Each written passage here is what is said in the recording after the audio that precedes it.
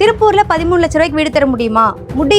முடியுங்க. எங்கன்னு சொல்ற வீடியோ சேவ் பண்ணிட்டு கடைசி வரைக்கும் பாருங்க. திருப்பூர்ல வெறும் 13 லட்ச ரூபா 16 லட்ச ரூபாய்க்குலாம் இவங்க தாங்க வீடு கொடுத்துட்டு இருக்காங்க. வீட்டோட ஸ்பெசிஃபிகேஷன் எப்படி இருக்குன்னு உள்ள போய் பார்க்கலாம்.